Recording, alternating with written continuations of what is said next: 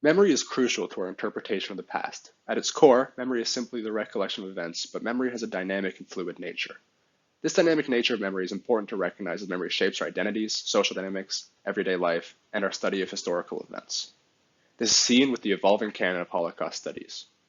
With the generation that experienced the Holocaust firsthand aging and passing away, the canon of Holocaust studies is more important than ever, and it is important to understand how memory shapes it. In this video lesson, I will teach you about the two main different types of memory, individual and collective, as well as talk about the study of memory and its pertinent relation to our understanding of the Holocaust and Holocaust studies. Now let's start by asking, what is memory? I'd like you to think about that now and come up with an answer in your head. By the end of this lesson, maybe you'll have a different answer, as I will have shown you different ways of looking at the concept of memory. The simplest definition of memory is that it is our recollection and interpretations of the past. However, memory is different for everybody, and you might find that no two people look at an event the same way. And similarly, you might remember an event differently now than you might have remembered in the past. Your memory changes over time. It's subjective, it's malleable, and it's fluid. There are also different types of memory. The most important being individual memory and collective memory. We will look at individual memory now. Individual memory is your unique autobiographical memory and interpretation of an event. More often than not, this is an event that you directly experienced. It is unique to you. It's personal and distinct from others, which makes it a very important part of the study of history. Things like testimonies or primary documents like diaries are important demonstrations of the individual memory. This is what individuals who experienced the event wrote or said about their experience. Individual memory is often considered crucial in the study of history, and one will find countless examples in the field of Holocaust studies. It is one of the most common ways of understanding the past when developing collective memory, which we'll discuss now. If individual memory is the relationship an individual has with the past, collective memory is a relationship a society or community has with the past.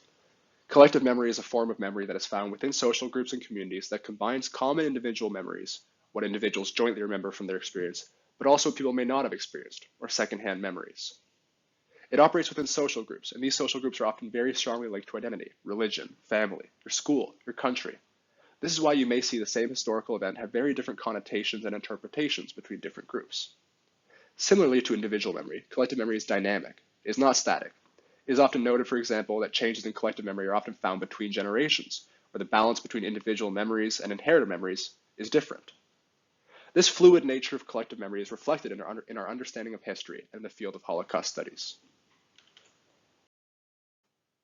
There's a very unique dynamic between memory and history. They are strongly linked, and you cannot have one without the other. Memory dictates our interpretation of history, and history is only really viable once memory exists within it. Formal history, as you can see on this slide, is very much the neutral statement of events. It's what has happened, it's fact, it's unrelated to the interpretation. But collective memory is what dictates our interpretation of the past, what aspects of factual history and individual memory might be deemed most important. It's fluid, and it's very unambiguous.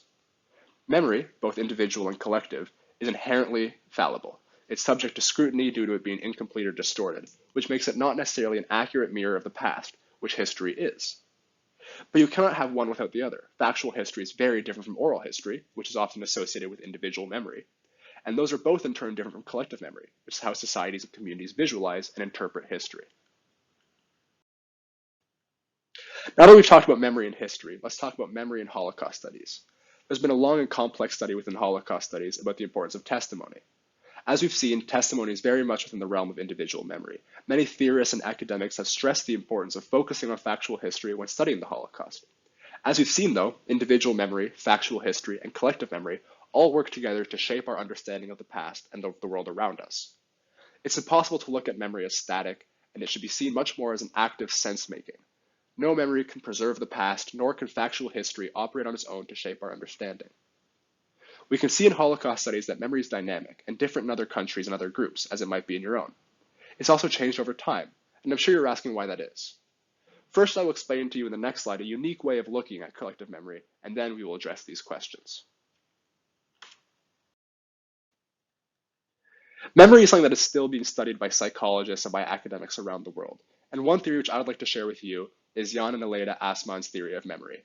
The Assmanns are Egyptologists by trade, but developed this theory of the classification of memory. Their theory has been widely studied and cited as a very useful way of looking at memory. In their theory, There are three main types of memory. Individual memory is, as we've covered, what the individual remembers. It's autobiographical and important in shaping social and collective memory. Next up is social memory, which is what we've discussed as collective memory. It's deeply connected to your everyday life, the groups you participate in, the people you talk to, and it takes on the form of collective memory. And finally, and most uniquely, is the idea of cultural memory. This is generally interpreted as physical, lasting impact and memory of the world, non-oral history, museums, monuments, art, literature.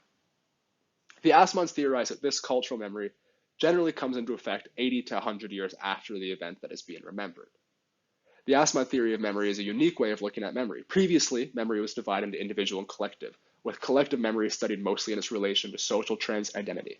Cultural memory is a new facet in the study, and it's widely used to study history and memory as a whole now. As we know, the collective memory of the Holocaust has changed over time, and this is a very important thing to note when looking at memory as a whole and understanding it, but also in understanding how the Holocaust has entered the position in collective memory that it is today. In the immediate aftermath of World War II, and for the latter part of the 1940s, majority of the 1950s, and early 60s, the Holocaust did not play a big role in society. Many historians look at it as a period of silence, where the Holocaust had very little influence in both public and private discourse. Now, this changed in the 1960s and 1970s. In America, this is documented having changed due to the politicization of the Holocaust, particularly in relation to the state of Israel. The politics of Israel caused changes in the memory of the Holocaust from the Jewish community in America and the country as a whole. Notable demarcations of the change in collective memory of the Holocaust are the tribulations that the newly founded Israeli state faced in the Six-Day War in 1967 and in the Yom Kippur War of 1973. This shows that there is a strong relationship between politics and collective memory. In Germany, there's a similar change, where the Holocaust also entered the public eye and collective memory in a similar time period. In this case, younger generations, most of whom were either very young or not alive during World War II, grew up and began to try to uncover what they saw as a suppressed and secret past, a shameful one. As a result, this led to the Holocaust entering the German collective memory in a different way than it might have in the United States and North America. In the late 70s and early 80s, the Holocaust began to take a form a lot closer to what it is now in collective memory. It is then when there were more and more memorials being seen, more and more interpretation, visualizations of the Holocaust in media, in movies, and books. This can be attributed to generational changes that have altered collective memory over time to be a lot closer to what it is now. Collective memory, as we can see, has changed over time and has also changed in different places for different reasons, which we'll talk about now. Just as memory changes over time, collective memory also changes from place to place. It's very different, and this is because, as we now established, collective memory is determined by communities, and communities are a product of their environment and of identity.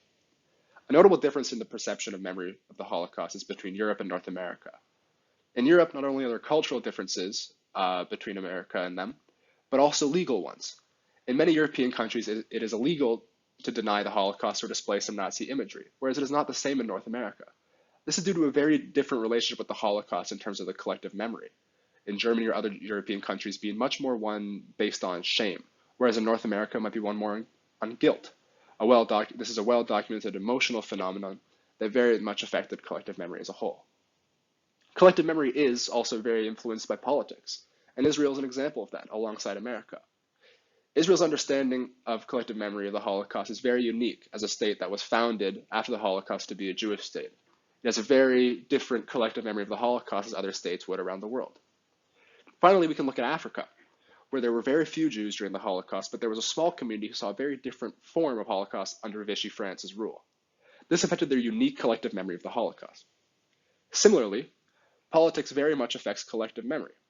After African states started gaining independence in the 1950s, interest in the Holocaust and Jewish matters decreased due to trying to separate themselves from European matters. Then, after the Six-Day War, some African nations, in sympathy with the Palestinian cause, broke relations with Israel, and after that, the general interest and collective memory of Jewish history, and especially the Holocaust, practically disappeared in Africa. If anything, these examples show that collective memory changes from place to place.